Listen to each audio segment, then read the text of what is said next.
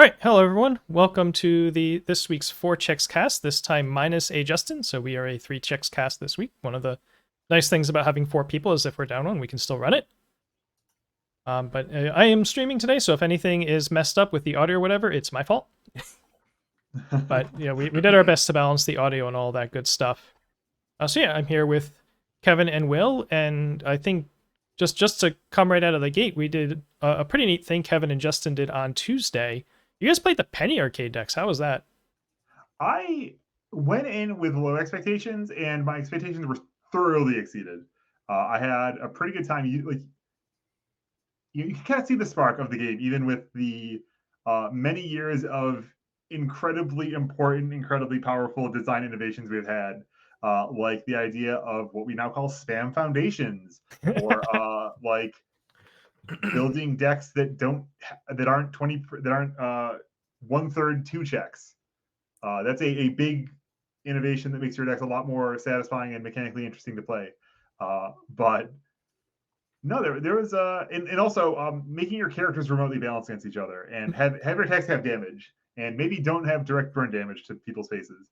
And don't put 1 checks in every deck. But like some of it's actually, you can kind of see the vision of I have a slightly higher opinion of 1 checks and discard tutors than I did before yesterday even. And I can I feel like I can unfold an almost unreasonable amount of insight from that matchup, which I'm sure is unwarranted. But yeah, the characters are wildly imbalanced against each other. The decks are goofy as heck. Tycho does feel like an evil genius who gets to absolutely chokehold the game out if he wants to, if he can survive that long. And Gabe is very much the plucky underdog who's trying to cheese out a win by any means necessary. Like a whimsy. Yeah. Yeah. It wasn't Collector. Secret Obsession, dealing commit, your opponent loses 1. That's actually the most important card in the matchup. Yeah. So you had I skimmed it. I didn't go and watch it back because I was just in Cold Crescent the whole time, of course. And it looked like each character won a game. Is that correct? That's correct. Yeah, we played 2 games. I got to do kind of the thing we expected. Justin decided we should flip a coin to see who he's going to choose the character, and I won the flip. I got to be Tycho first game, and he hit me a bunch. He had a pretty good start, and then had some turns where he didn't draw the attacks he wanted to draw, didn't draw the right resources. And I kind of just kept building foundations and using the very broken cards that Tycho gets access to until I got some more very broken cards that Tycho gets access to. Made him discard all of his blocks, and then hit him with did a bunch of math for a while, and counted up that I had lethal with the Flesh Reaper to sack my stage for 1 point of damage each. Made them discard all of their blocks. That is 2006 UVS in a nutshell. Yeah, and then I said, hey, let's switch decks and run it back. And I managed to do some hot Gabe action and plink him out. 1 point here, 1 point there. At some point, I hit him with I said, I think I got critically whimsy that said your broken commit block attack doesn't work, and then got to do some zone yomi where I hit him with a low attack and put all my damage pumps on it. And then had like 4 more attacks in my hand that I shouldn't have tried to play any of. I should just backed up and said, I'll finish it next turn. But eventually managed to close it out. I think with him checking it 2 on a block again. Yeah. Well, did you ever play with those decks? I came along at like set 3, so I never actually played too much with the Penny Arcade decks. The Penny Arcade decks were a thing that I didn't actually start with. I started like maybe right between the first 2 set releases and the second. So like the first Soul Calibur and Street Fighter going into the second one is when I started. Okay. I still played a couple games with those starter decks, and I certainly used a lot of the cards. Even the bad ones, because like I said, for a hot minute when I didn't really understand the game a lot, the Dixie Twist was one of my favorite cards. Because I just like the idea of killing my opponent by dancing at them. It's a cool one. Prototype EX1, powerful one in the actual flesh. Right. Powerful one. Man, how long is it? I think there was Mortal Kombat had a powerful one? Or is it? There's been one, relatively recently. It's like I think there was one in MHA, wasn't there? Or am I just wrong? I might just be wrong. I want to find that out. Yeah, I might be thinking of an EX one. Like Saw Blade Strike had a funny number on it, I think. Actually, yeah, powerful keyword, additional text one. Yeah, Right. break one. Yeah, tight squeeze is a powerful one. Yeah, we have a couple from AOT. Oh wow, Nope. okay. Yeah, all right. That's And Yeah, yeah, one- there are two in Crimson Rampage as well. They're both Bakugo cards. all right. Not to be. Yeah, Yeah, well, Bakugo increases the power. Yeah, pool, he so does you increase understand them, the so that's point. fair. Yeah. Hey, yeah. Home run combat, powerful Oh, one yeah. guys. Yeah. Engine Rush is the X one. Yeah, Plot Hook and Queen of Hearts, I think, are the last unironic, Hmm. which is not much Plot of Hook, what a a card. psychic upper. Dimension Door Ambush had powerful. I knew that someone. I forgot who had powerful. That's like probably the least sarcastic like you could ever conceivably make using this. Yeah, because you can Dimension Door Ambush that's going to land. Yeah. All right, cool. So moving on from that, moving on to some current topics. I believe the other day or last week sometime, there was a podcast by Wub and those guys, and it sounds like they're talking about a bit about and put out a little poll asking about maximum deck size and whether or not we should have one. And obviously the predecessor of this discourse is the Nick Reagan deck and the Nick Reagan decks collective plural, and the play experience of fighting Nick Reagan competitively. Yeah, and just the amount of time it takes to shuffle and whether or not they're really shuffling sufficiently, how much time it takes for them to shuffle sufficiently if you want to make them do that. And, also in general, maybe less so for them, but, we were talking about a few weeks ago the cycle lock cards, on this show. And if there's a world where they start leaning into that as a mechanic, then maybe you might want a maximum deck size. And so, like, for me, it's like easy in the sense that I pretty much never run a deck that's more than 80 cards anyway. Mm-hmm. So it's like, yeah, I don't know, cap it, whatever. it's sort of easy for me to say. I'm sure you can come up with, reasons why players should be allowed to play 90 some odd card decks if they want to. Yeah, I think the natural one is just that I don't want to limit my players' creativity and self-expression. Yeah. If I want to be Carson Panos and show up with a 100-card show every time, that should be okay. I think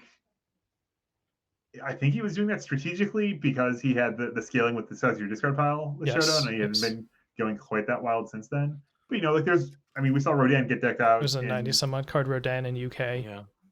Yeah. I think the first Rodan in one of the online tournaments was literally 100. Or it might have been 90 plus 10 on the sideboard, and I just call it 100 because it's a nice meme.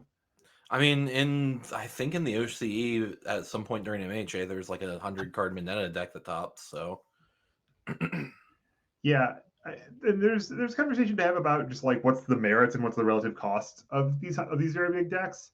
I think we see it usually with very powerful defensive characters who say, here's a high baseline of how I'm playing the game. I don't need my foundations to be any particular cards. They just need to be relatively replaceable. And also that the foundations are relatively balanced amongst each other such that I'm not giving a lot away by not getting to draw my most powerful card quite as frequently. And I think those are actually like good traits of the game. Those are good signs when people can play 100 cards with self-respect. They're not scraping the bottom of the barrel before they get to 80 or whatever. Yeah, it speaks to a deep card pool, and I wonder if some of it, I'm thinking about back when we had untimed top cuts all the way through. You could imagine somebody playing a 100-card deck just to say, like, what, if it comes to it, they'll cycle out first. As awful as that is, that was formerly more of a reason to run those decks, and I think we've seen a little bit less of them since we've started having actual time and top cuts. But even so, we had that Rodan in the UK, and then obviously Nick Reagan has to be huge for his gimmick. And part of this is if you were to put in a rule like this after releasing a champ card based around being able to build a 100-card deck, that would be kind of scummy to the champ card. Not that we're all, super big fans of the champ card right at this moment, but still just in general, right? You'd be pulling out the rug on something that you put out there with a certain expectation. Yeah, I can certainly imagine I have weird dreams sometimes of let's have universes, but there's a 5-turn time limit or something, or each player gets 5 turns, which is a decent chunk of the game. Even in that world, like if Nick Reagan says 80 cards, and it's like, well, you blow your load and you have to stop on the pressing the button anymore before you deck yourself, and even in that short time limit, like okay, you can try to skirt by like take your shot on exactly turn 5. Right. Yeah, you still get to boost like 8 attacks over the course. Well, maybe not 8, but maybe 6 attacks safely over the course of the game. And, Easily 6. Yeah. And if your first 6 or 7 activations don't get you there, like, well, all right, get it done blank, I guess. Yeah, I don't know. Like I like the fact that we can have a bunch of cards. I understand that people are mad about Nick specifically running 100+ cards. I'm just not sure if unless we make the deck size limit like 70, maybe even 80, I just don't know if that's really going to help that much. It's going to change how he works against like heavy control, obviously, but like that's already not a great matchup for him to begin with. So like, does that really change anything?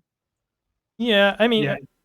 I don't think you do this to try to nerf Nick Reagan. Like, Right. that's not the reason to do this. You Sure, do absolutely. this just because, like, now that you're seeing, really at scale, multiple 100-card decks in the wild and how those affect your tournament timelines, you might decide that maybe it's too much. It'd be like if, I don't know if Magic ever had a point where Battle of Wits was a top tier deck, but I could imagine if there was like a big Magic event where a quarter of the field was Battle of the Wits decks. Yeah, I know this is actually it's not Battle of the Wits, but it is similar. So there was a companion mechanic, which was basically if you jump through this particular hoop in deck building, you get a powerful resource that's available every game, kind of out of your sideboard specifically. And one of them was called Yorion Sky Nomad, and he said my companion condition is your main deck is 80 cards, 80 or more, yeah. Okay. 80 or more. And so there were a lot of 80 card decks, and there was a lot of discourse then of, well, it's harder to shuffle an 80 card deck. It takes longer to shuffle an 80 card deck. You want to shuffle it in parts and whatever. And obviously we have 80 card decks on the regular, but this was indeed part of the discourse of ultimately in competitive Magic. I think companion mechanic is widely panned. Almost all of them are banned in Modern at this point, Wow. including a couple very inoffensive ones. The specific thing with the Orion was because the deck was one of the more prominent ones. It was like one of the like top tier decks, and it was seeing so much play that it was just widely everywhere. And the concern was, as you said, people having trouble shuffling that many cards, being completely gate kept from being able to play the deck because they just can't shuffle that many cards. Yeah, and not for nothing too. Like in Magic, we have in Universes we have Warp Gate Portal as a unusual outlier and how often Right. you have to shuffle Right. your deck. In Magic, especially in a Yorion deck, like there have been historical standard formats where people play 65 cards or something because fetch lands are so good, and they need more fetch targets for their fetch lands. Well, in your Yorion deck, you play all these fetch lands, and every turn you're shuffling your deck to search for your fetch target. Yeah, and so, I imagine Magic's response to this wasn't to cap deck size. It was just to say, like, well, let's not print anything that says play more than 80 cards and make it good. Yeah, that's Right. not to minimize this. Right, yeah. Yeah, and that was the biggest issue, was just that it was they literally said in the ban articles, like, if this wasn't this popular, we wouldn't, like, that's why we haven't acted on it. Yeah. It was fringe, so we didn't care, but now that it's mainstream, we need to do something about it. Yeah, and UBS could probably say, like, hey, let's just not make characters that explicitly want giant decks and just, let those 1 or 2 crazy people play their 90 card decks at tournaments and let it be. They could also say, let's, cut down on the shuffling your deck mechanics, perhaps. Yeah. Or they could just put a cap on the deck size, I think. Or they could just, do nothing because, we're a small card game and nobody's going to, like, cynically, nobody's going to quit because somebody took too long to shuffle at a major, It's like not the greatest experience, but at the end of the day, if that's what someone's complaining about, they're pretty deep into it. I mean, I think that I can still brought up an argument of, we're seeing, I was gonna say we're seeing more draws, which probably isn't true with Nick Reagan. That particular problem is not so big a deal with the preposterous live or die glass cannon guy. All right, so but I guess decent enough segment. Y'all, should we talk about what people dealing with glass cannon? Yeah, this is. We have a major regional coming up this weekend in Melbourne, Australia. I'm not completely mixing up my dates and cities. I believe that's true. So that's out in the OCE. So for us in the US, that's going to start on Friday night. That's like 24 hours from now, actually. That thing's going to be underway. So that's going to be running while we're at our Friday night locals here in Rochester. And it's sort of interesting to think about because stateside, I think most people are loosely assuming, or at least on copium hopium, that Reagan's going to get touched on Tuesday. And therefore, any of the testing that they're doing is just like pretend he's not there, right? Right. You know, just build, you know, whatever your crazy like giant backup Rube Goldberg machine that takes 4 turns to build up, and then you're insane. Yeah, go for it. There's no Nick Reagans there to blast you to smithereens on turn 2. OCE does not have that privilege. They have to try to mix these new AOT3 cards in a world where someone could be, you know, net decking and modifying those Air Nick Reagans and trying to, you know, blow their heads off. Yeah, it's a really unique metagame experience there where we had I can't say it was a one deck format in retrospect, but certainly I watched That's Like UVS's video about we broke the format, or we broke Nick Reagan at least, and almost the real thesis I got out of that was, well, Nick Reagan's so broken he kind of breaks himself 6 ways, and they couldn't agree which way was the best. And yeah, we're later on top of that the incredible power level and diversity of spicy things going on in Attack on Titan 3. I was feeling self-conscious earlier this week, kind of like, oh, what am I going to build for locals this week? Oh, it just feels like I'm building 6 different Attack on Titan 3 characters in these 6 different, completely different dimensions. I just want to play Thunderspear Barrage. Yeah. I wasn't big on that card when it got revealed, and I've looked at it and I'm like, no, I want to play this card now. It's kind of nutty. Yeah, I'm building I'm sort of just like playing stuff at locals that probably isn't good, but we're just gonna like play with echo cards and try to get my perception wrapped around them. So we're gonna play like 8 to 12 echo card Bio Godzilla tomorrow. Fair. To figure that out. I was just playing Annie and make my locals mad, so she's so fun to play. I should build Annie. That's a good rack. Yeah. And you know, there could certainly be some Annies at the OCE. There could certainly be some peaks. It's really hard to predict any meta, but especially one that's sort of out overseas, and they're going to have. I'm sure they have their own OCE discords and their own testing groups and their own outputs. And you know, even here, you know, none of us are on like the big team, so we just get like the whispers and the musings from what other people are saying that they're working on, and it seems like there's a lot of backup theme decks going around that are really popular right now, and it seems like there's a bunch of people working on Peak.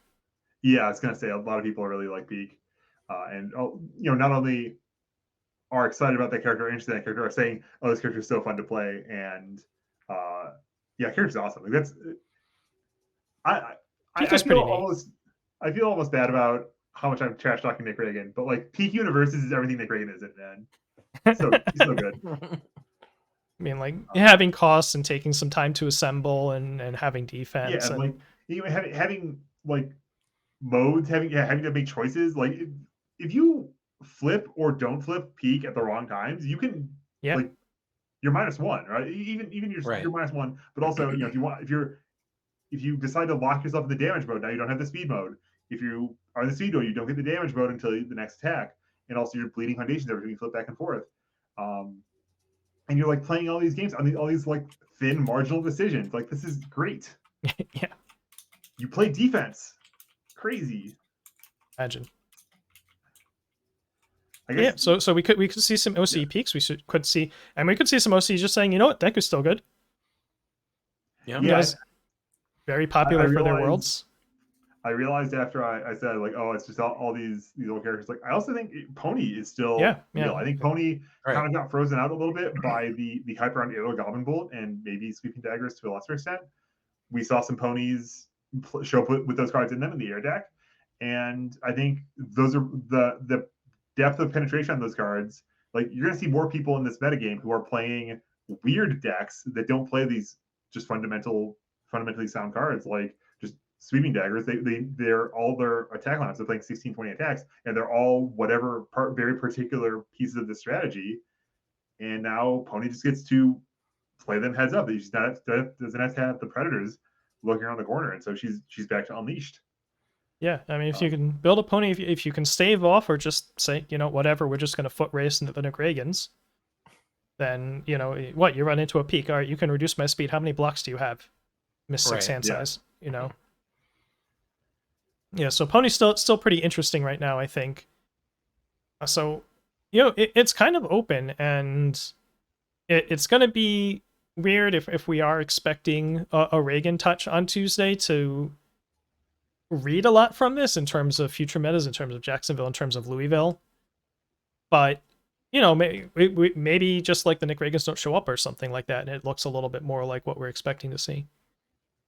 Yeah, it certainly could just be that it was kind of on my mind of like maybe just no one really connects with the Nick Reagan character. It is a very peculiar deck that, I mean, not for nothing, takes a deep card pool of random old commons and stuff, right? Like, I think I've attempted to assemble it at one point or another and realized I misplaced my all but 2 of my polite and well-spokens. Oh yeah, you're saying the polite and well-spokens kind of disappeared on you. Yeah.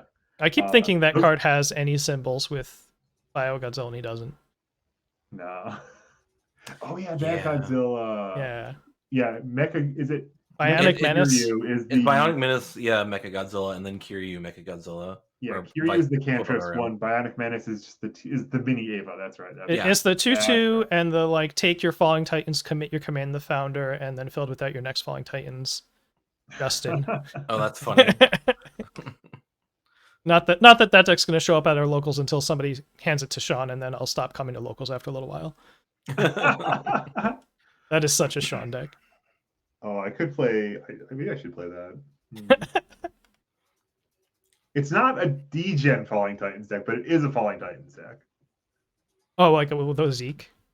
The one that has Falling Titans in an actual attack count? Yeah, that's what my local is doing, because he's been on Zeke 1 for like a while. And he just jammed his Falling Titans in that deck, and it just goes hard. That character's super cool.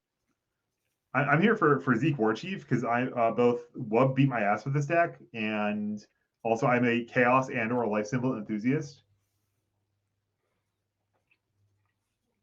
Yeah, so sure does have Chaos and Life. But. Yeah. Anything else on OCE?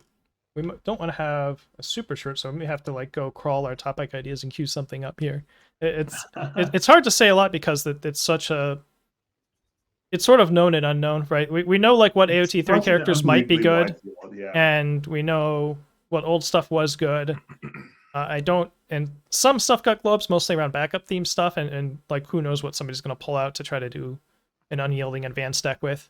Right. Could be freaking anything. There's also a world where someone got their champ cards early and tries to break Will. That character's fun, by the way. Sure. Yeah, I don't know how good he is, but he's very fun. I should probably get those before they disappear off the reward store. They haven't. Oh yeah. Yeah, Will. Like I keep thinking about him, and at some point I realize this is a character who does not grant a single point of numbers. And then I'm like, man, is this really that good? He does give you +2 foundations. He does. +2 cool ones, and then also he gets to loop some stuff. But then you're constrained by progressive difficulty. That's so uncomfortable. I hate that. Sure. Just play echo moves. I have no idea if he has any. But I've just been playing like a random pile that just runs like oh god, what is it? The Bebop card, the unflips one, the one that got reprinted. Oh yeah, Falling Hill Strike. Do you have the big Falling Hill Strike too? Which one's that one? Angel's Revenge. Oh, I could be playing that one. It's spend a momentum to double Falling Hill Strike. Actually, can I play that one? I don't know if Will gets that one, because Falling Hill Strike has death. Yeah, he does have life. I forgot about that. I'm playing on death, but I am loving building out a giant stage with him between popping like enormous axe and reinforcements and stuff like that. Yeah, and then just throwing out a massive Irwin's final charge at the end of a string. It would not be very good at an event, I don't think, but it's very fun to do. Yeah, how my Soldier's Rage. I remember I talked about Flesh Reaper, right? Flesh Reaper is sack foundations, assets, and momentum for 1 damage each. Yeah. It did not even occur to me that was my Soldier's Rage. Yeah.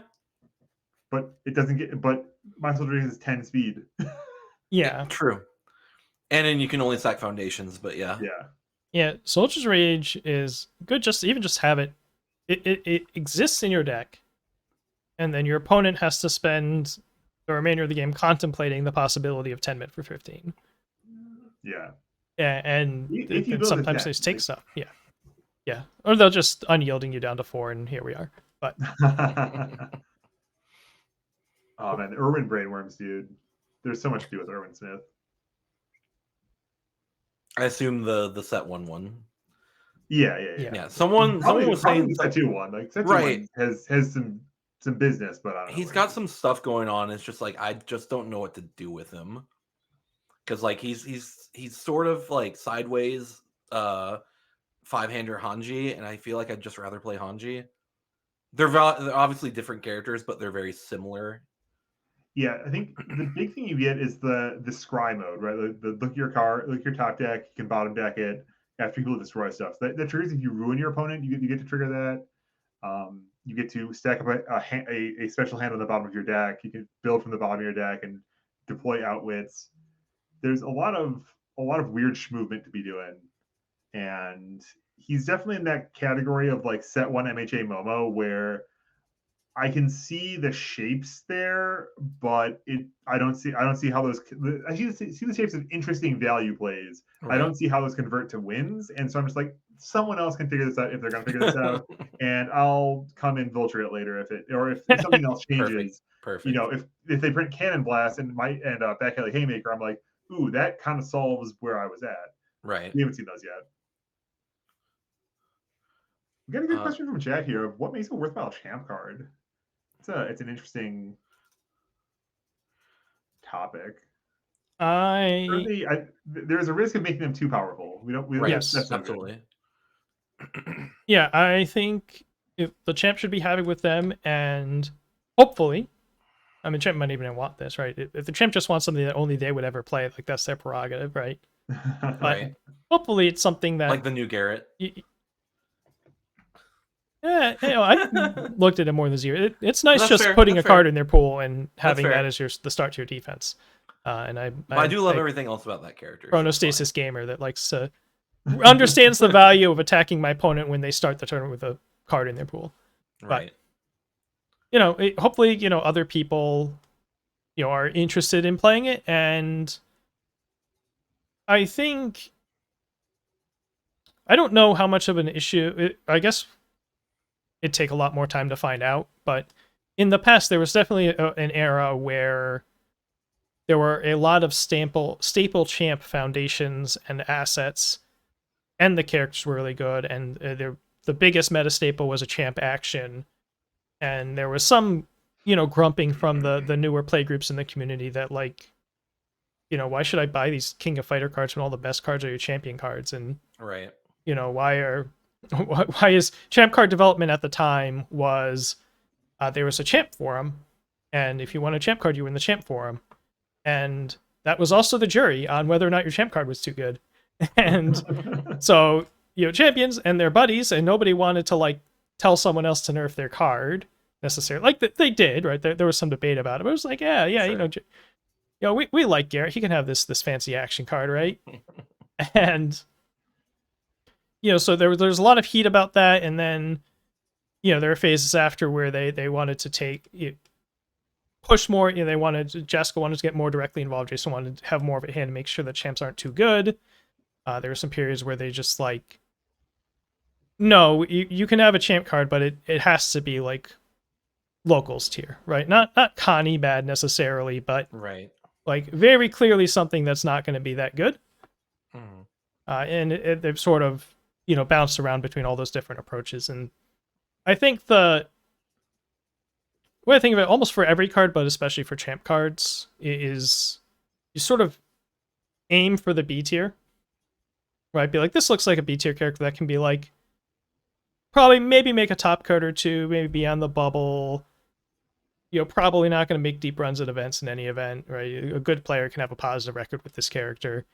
And if you're wrong, then like they're making more than one or two top cuts, and they're around in their deck, but they're not rolling over the format. Yeah, they're not the best thing to be doing. Yeah. And arguably the weirder champ card it is, the harder it is to do that, right? Like how do you aim Absolutely. Nick Reagan at the B tier? Someone in the room saying, "Oh, he's a 5-hander, he's inconsistent. He can't possibly be A tier." Right? Like so so they might even be trying to do that for all we know, right? I mean, Mitch is good. He's not insane. So yeah, it just has a lot of like value stuff that he gets to do. Will Anderson's kind of similar, right? The Garrett's probably even a little bit weaker than that, and they might have just like been wrong at this very weird shaped character. And maybe champ cards have to not be that weird shaped, right? So that they can judge the power level a little bit better if they really want to be careful with it. Yeah, I know Garrett actually reminds me of kind of what I'm thinking of what went into a lot of my champ cards was that I'd have some. It's just like Kevin 2 is very much a love letter to some cards that I had previously played with, right? He's actually literally the first form ability from a character I played once stapled onto an action that had a quest attached to it. So it's like, yeah, the first form is going to be both, it's this thing unless you meet the quest, and then it's the action card, Tamiyo's. And then the process was literally I pitched a idea of an old card I liked, and they said, no, we're not printing that. And I said, well, okay, give me some defensive ability shaped with whatever parameters you want. And then I kind of, after, especially my Kevin 1 design, I think I might have been at the wrong end of just after they had said, just like, no, your character has to suck. Yeah, we're gonna have a dialogue with you, and you can pitch us ideas, and we will shoot them all down, and you will get so sick of it that eventually you pitch a character that's worse than Connie. And it's a complete maze of words for no payoff whatsoever. God, I don't even remember what Kevin 1 does. The real winning part of that champ card is the art. The art's so That's true. The art is great. They did help me with the art, so like props for that, I guess. But for my new one, I've kind of just had some loose ideas of quests to go on, honestly, and some broad shapes inspired by other games, and said, well, what can we do with this? And eventually, kind of where I'm settling on the design is, or where I think where it's currently landing is going to be some more call back to old cards I like, calls back to old cards I liked, and we have no idea how it's going to turn out on the balancing scale, but and it's going to be very weird. So excited to see how that ends up. And one of the big ideas I had was to not make it too much of a closed door, too much of a solvable thing. Where there's still going to be a lot of deck building and gameplay from how different people want to approach it. And that's really what I almost prioritize the most with this design. That's reasonable. Yeah, but I'm looking at your character, and the Kevin 1. So it has some good words on it. It's just those they're in the wrong order. And, or they're combined with like hurt yourself really badly. It's so tortured too. Like spend momentum and then commit to, yeah. I think of Garrett, like one thing I remember I've said prior to Worlds was that like there are a bunch of designs in Attack on Titan that are just so elegant and clean that they are better designs than I would have come up with. Like for Erwin Smith and Anji, I really love those character designs. Those are fantastic seven-handers that are just so elegant and so have such good gameplay, such dope gameplay. And Garrett kind of reminds me of that. That was my entree to this. It was Garrett is the inverse mirror of the character he beat in the final of the tournament, which is cool. Like the flavor of that character makes up for any, like, even if he's good, even if he's bad, like the artwork and the flavor behind that, the lore makes that such a cool card that it doesn't matter if it's good or bad, right? Yeah, and like that's awesome. Small preview. My character that is coming up is not presently going to be looking like that, where it's an elegant, easily you can print in boldface, large font. It'll be legible from across the room. No, this is we got a wall text coming. Sorry. Yeah, I think to Nis here in chat, I think unusual, but maybe not ungageable. Right. Right? Not a like.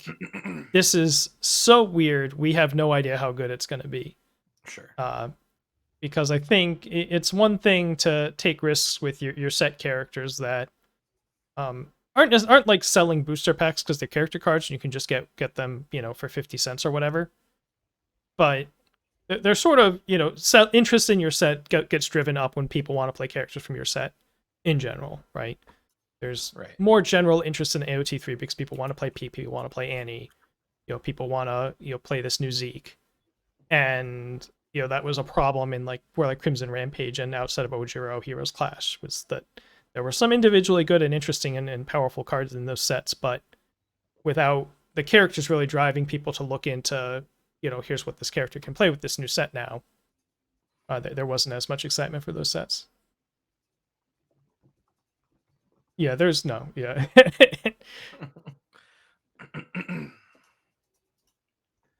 Yeah, I'm yapping in chat a little bit in a side channel with chat about how much elegance we can expect, and I could be elegant. Yeah, I would be torn. I had clear ideas, and so I don't want to. Yeah, like I said I was on Take 10 with Chris Smith the other week, and if I ever got a fourth card, if I ever managed to get a fourth card for whatever reason, I would probably try to put Bard in the game. The problem is that Bard in 14 right now is a convoluted mess, and so there'd be no way to put it into UVS without making a card that's kind of a convoluted mess. And I like elegant cards. I like to try to do a lot with a little bit of text. Yeah, like Tim 2 is a incredibly elegant card, I think. Right. Yeah, a little bit. Yeah, the difficulty greater than before this after is a little weird, but other than that, it's pretty straightforward. Although it does have twice per turn on it twice, which is incredibly that's cringe. I wanted it on there 0 times. And then they said, no, you can't steal their whole stage. I'm like, fine. Their third best foundation is not going to matter anyway, but sure, you do you, right? Like, if I've already sealed 2 and I'm on my third attack and I'm hitting your third best target. I got to build you in retro. I got to build me in retro. The only way I'll possibly play retro is because I've never actually played with that character. Dude, I remember, I feel like I was like pitching you in the UK. It was like the same problem. So like I'm going to avoid you with the stupid Sub-Zero Foundation. Yes. It's like, but what's the rest of the story? And it's like Titan Cliff. There isn't one there. Yeah. Yes, we can summon those. You don't have any more copies of you that have the void symbol, right? Nope. Or the chaos symbol? Yes. You can gauge the first one. You could, if we didn't have to suspend Resurrected Revenant, Resurrected Evil, we could do the standard gauge thing and stack those up to tap someone's face. Oh, yeah. We're already sealing 2 cards. Yeah, true. But yeah, so the first twice per turn was just like this theoretical. I don't know. I think it'd feel really bad if you sealed someone's whole stage. I'm like, all right, sure, whatever. The second one was me and them being legitimately surprised. Like, I didn't think people would even activate this more than like 2 or 3 times in a turn. And people were just like, here's my 5th +2 to my check. Here's my 6th+. I'm like, okay. We're going to rat at this guy. The Earth symbol kind of, I don't know if people saw that coming. Yeah. People just kind of thought that was the Cassie Cage deck. Why would anybody? I don't think they even tested it. They were just like, nobody would play this deck anyway. It'd be Cassie Cage. Oops. All right, yeah. So, would Cassie Cage make an okay cube archetype? Most insane out there topics for the evening, but that might be a funny. I remember. I don't think I ever wasn't, but I remember when Cassie was first previewed and it first was sort of a deck, which basically lasted until Not Over Yet rotated. But I always felt pretty good about that deck in the sense of it had some silly turn 2 blow ups, but it was just like a scaling aggro deck that played some decent defense. Very good model, when that's the best deck in your format's probably pretty good type of deck. Yeah, I wonder if actually, so Cassie Cage, did she have a keyword gate on her ability, or was it just flat +1 speed or damage if you want it. I don't think there was a keyword gate. Non-throw. Sure. Oh, bro, sure. That's it. Yeah. But that would be an interesting retro project. Is what would a Cassie Cage look like with a full card pool? Would it be worse than Jiro? And the fact Right. she's not keyword gated means there's some leeway to that. Yeah. Oh, but yeah, thanks for Yeah. the question, Jay Gulamon. Got us an extra little bit of content here while we're short with a short one big yapper. That is the big one. Is Justin eating a lot of time with his yapping? Not in a bad way. Just Yeah. We're not gonna he does chess carry. clock him. Yeah. Did that conversation come up again recently? Or it's just broadly times and rounds? You may have volunteered the chess clock in a different conversation that wasn't about chess clocks until you brought it up. That's my vague recollection of Maybe. that Discord combo. Yeah, I think it might have just feel been like that time and happened. rounds and like control mirrors type stuff. Yeah. Yeah. If there's got anything else, we can just wrap it up here. It's got a bit of a shorter show, but that is absolutely okay. Makes up for some of our excessively long ones. Yeah, absolutely. Yeah, next week we'll review all top 16 decks from the. Yeah, it'll be here for 3 hours. Yeah. Next week we will talk about whatever does or doesn't happen on the ban list, as well as the Melbourne results and anything we can take from that is continues to be relevant post bans. Right. Just got a lot coming up over the next few days. All right. With that said, sign-offs. Where can you find us? So 4Checks Cast on Twitch, basically just about every Thursday. Even if we're down a person, we're still going to run it, as you see. This video and previous videos and the Penny Arcade will be up on YouTube someday. At 4Checks Cast on YouTube. I have a personal channel at Satonis on YouTube that I've not been great at putting videos on because we've been doing this, but I did put something up recently. I'm going to probably do some other stuff soon, TM. Kevin, you doing anything on your channel lately? I've not done anything lately. Yeah, I had an impulse to record a quick video talking about Armin 3 today, and did found enough other things to do with my afternoon than to have to a camera about that. Yeah. Also keep an eye out. I'm sure Justin will work with us to schedule some more stuff, but yes. I think the interest in the ODNQ stuff, the history of UVS, like those are both really fun things, and I hope we do more of it. I know Justin's interested in it. We just need to figure out times for people to get stuff done. Yeah, it seems like Tuesday's generally not bad. There could be some Saturday streams, so keep it out on this channel. I'm sure there'll be announcements about whatever the next matchup is. All right, so until then, or until next week. All right, see you next time. Have a good one. Thanks for joining us, Chad.